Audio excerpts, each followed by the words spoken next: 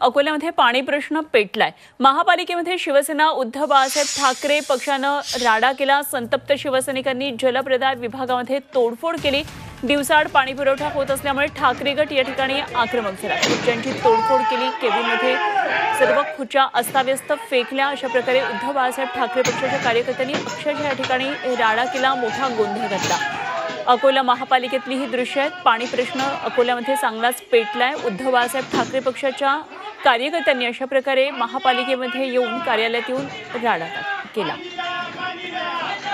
जयेश गड आमचे प्रतिनिधी आपल्या बरोबर आहेत, आणखी तपशील जाणून घेऊया। जयेश, मोठी तोडफोड झालेली दिसते। उद्धव बाळासाहेब ठाकरे पक्षाचे कार्यकर्ते आक्रमक झाल्याचे दृश्यांमधून दिसते।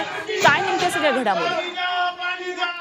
निश्चितच अकोला जिल्ह्याची जर परिस्थिती आता पाहिली तर ग्रामीण भागात मोठ्या प्रमाणात पाणी टंचाई आहे। त्याचप्रमाणे आता शहरात सुद्धा ही पाणी टंचाई जाणवत आहे। आणि आज अकोल्यात समजा पहिले आधी 4 दिवसाआधी पाणी पुरवठा होत होता, आता 5 दिवसावर तो गेलेला आहे। आणि मलकापूर जो हा भाग आहे, या भागात नागरिकांना गेल्या 15 ते 20 दिवसापासून पाणी पुरवठा होत नाहीये।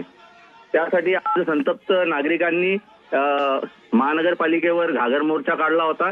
आणि त्यानंतर संतप्त शिवसैनिक जे आहेत, शिवसेना उद्धव ठाकरे गटाचे, त्यांनी खुर्च्यांची तोडफोड केली, घागर फोडली आहे। आणि यानंतर आता सध्या परिस्थिती नियंत्रणात आहे।